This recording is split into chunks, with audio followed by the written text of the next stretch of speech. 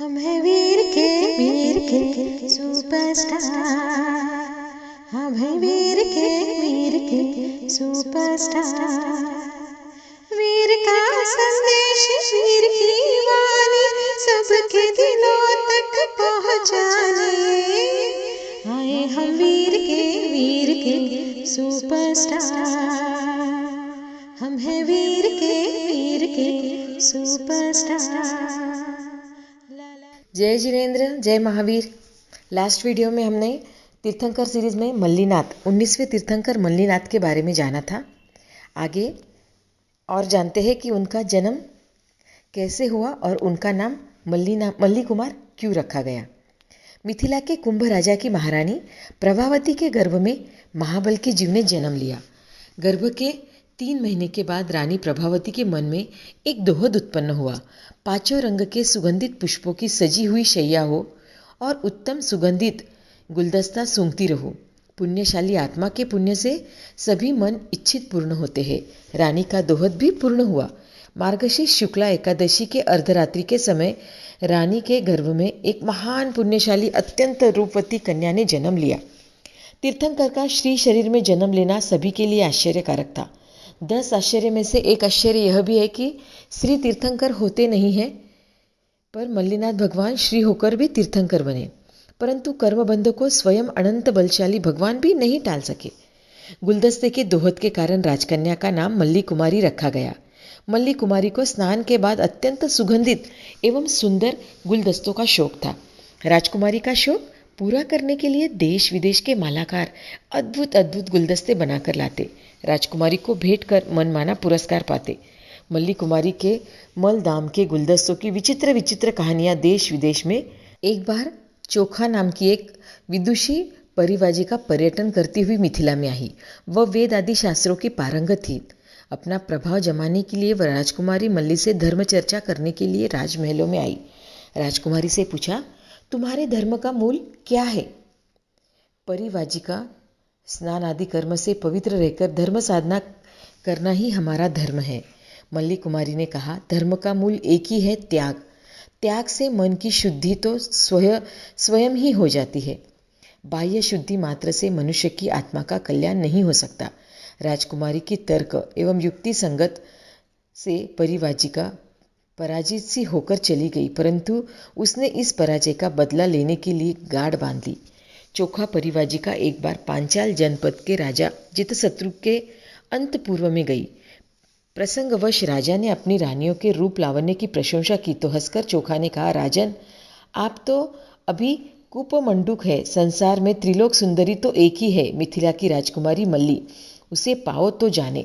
पांचाल नरेश की मल्ली कुमारी के सौंदर्य की चर्चा सुनकर उसकी तरफ आकर्षित हो गए। 6 राजाओं का प्रतिबोध। पूर्व जन्म के जिन 6 मित्रों ने भिन्न भिन्न स्थानों पर राजकुल में जन्म लिया था, वे युवा होने पर राजा बने, जिनके नाम साकेतपुर का राजा प्रतिबुद्धि, चंपा का राजा चंद्रछाय, श्रावस्ती का राजा रूपी, वाराणसी का राजा शंख, हस्तिनापुर नरेश अधीन शत्रु, पांचाल नरेश जितशत्रु। 6 राजाओं ने भिन्न भिन्न माध्यमों से राजकुमारी मल्ली के अद्वितीय सौंदर्य की चर्चा सुनकर मिथिला नरेश कुंभ के पास विवाह प्रस्ताव भेजा। मिथिलापति कुंभ जानते थे मल्ली कुमारी एक अलौकिक आत्मा है, देव द्वारा पूज्य तीर्थंकर बनने वाली है। वह संसार से इन भोगों में कभी भी लिप्त नहीं होगी। अतः उन्होंने सभी 6 राजाओं के दूतों को उनकी अज्ञानता पर हंसते हुए लौटा दिया। अपमानित होकर 6 राजाओं ने युद्ध करके संसार के दुर्लभ कन्या रत्न को प्राप्त करने की ठान ली। मिथिला नगरी के बाहर चारों ओर 6 राज्यों की सेना ने घेरा डाल दिया। राजा कुंभ के पास युद्ध का संदेश भिजवा दिया। अचानक चारों तरफ से शत्रु सेना से घिर जाने से खबर मिलने पर महाराजा कुंभ चिंतित हो उठे। भगवती मल्ली ने पिताश्री को चिंतित देखा, कारण पूछा। पिता ने कहा, पुत्री, तेरे ही कारण यह संकट आया है। अब इससे किस प्रकार निपटे, यही मेरी चिंता का विषय है। भगवती मल्ली तो जन्मजात अवधि ज्ञान थे। उन्होंने कहा, पिताश्री, आप चिंता न कीजिए, मैं तो पहले से ही यह सब जानती थी। एक दिन यह होने वाला है, इसका उपाय भी मेरे पास है। आप 6 राजाओं को अलग अलग विवाह आमंत्रण दीजिए। उन्हें अपनी अशोक वाटिका के मोहन गृह के अलग अलग कक्षों में ठहरा दीजिए। आगे सब मैं स्वयं संभाल लूंगी। भगवती मल्ली ने पूर्व योजना अनुसार अशोक वाटिका में एक मोहन गृह बनवाया था, जिससे 6 सुंदर कक्ष थे। प्रत्येक के बीच में जाली लगी थी। कमरों में सुंदर सिंहासन लगे थे। उस मोहन घर के 6 कक्षों के मध्य में एक स्वर्ण पीठिका पर राजकुमारी ने अपनी सुंदर साक्षात स्वर्ण प्रतिमा बनाकर स्थापित कर दी थी। प्रत्येक कक्ष में बैठा व्यक्ति इस स्वर्ण प्रतिमा को देख सकता था, परंतु वे परस्पर एक दूसरे को नहीं देख सकते थे। इस स्वर्ण प्रतिमा के सिर पर एक ढक्कन लगा था। राजकुमारी प्रतिदिन भोजन करके भोजन का यह ग्रास प्रतिमा पर ढक्कन खोलकर उसमें डाल देती, फिर ढक्कन से बंद कर देती। इस प्रकार वह भोजन प्रतिमा के भीतर पड़ा सड़ने लगा। उससे दुर्गंध पैदा हो गई। देखने वाले चकित थे कि राजकुमारी यह क्या कर रही है, परंतु सभी जानती थी कि राजकुमारी परम बुद्धिमती है। जो कुछ भी कर रही है उसके पीछे भविष्य की कोई गुत्थी सुलझाने का प्रयोजन छिपा होगा। योजनानुसार 6 राजाओं को मोहन वृक्ष के गृह के सुंदर रमणीय कक्षों में ठहराया गया।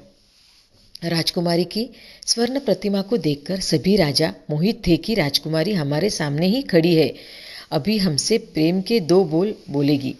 मल्ली कुमारी की अपनी सेविका के साथ मोहन घर में आई और छिपकर एक तरफ खड़ी हो गई। कुमारी के संकेत पर रानी दासी ने प्रतिमा का ढक्कन खोल दिया। एकदम भयंकर दुर्गंध फैलने लगी। कुछ ही क्षणों से अलग अलग कक्षों में बैठे राजा को दुर्गंध के मारे दम घुटने लगा। बाहर से उनके द्वार बंद थे। उन्होंने नाक बंद कर ली और असह्य दुर्गंध से घबराकर पुकारने लगे, यह क्या हो रहा है? मुझे बंद क्यों कर दिया है? मेरा दम घुट रहा है। द्वार खोलो, द्वार खोलो। अचानक भगवती मल्ली उनके समक्ष उपस्थित हुई और संबोधित किया, विषय याद नारी प्रेमियों, थोड़ी देर पहले आप इस प्रतिमा के एकटक निखार रहे थे, इसकी सुंदरता पर मुग्ध हो रहे थे, इसे पाने को आतुर थे, और अब उसी से घृणा करके नाक बंद कर लिए और भागने के लिए उतावले हो रहे हो। यह कैसा सौंदर्य प्रेम है आपका? सभी राजाओं ने एक साथ चीख कर कहा, हमसे यह मजाक क्यों कर रही हो? यह दुर्गंध हमसे सही नहीं जाती है। भगवती मल्ली के संकेतानुसार दासियों ने कक्ष के द्वार खोले। 6 राजा एक दूसरे को देखकर चकित थे। तब भगवती मल्ली ने उन्हें उद्बोधित किया, पूर्व जन्म का वृत्तांत सुनाया तो उन्हें भी पूर्व जन्म का जाति स्मृति ज्ञान हो गया। ज्ञान होने पर 6 राजाओं ने भगवती मल्ली से क्षमा मांगी और अब हमारे सिर पर का मोह भूत उतर गया है। हमें प्रतिबोध हो, हम भी आपके साथ संसार त्याग कर अपनी आत्मा को कल्याण करेंगे। 6 राजाओं ने राजा कुंभ से क्षमा मांगी, फिर अपने अपने पुत्रों को राज्यभार सौंपकर दीक्षा लेने की तैयारी की। भगवती मल्ली के साथ अनेक स्त्रियां, पुरुषों, राजकुमारों ने दीक्षा ली।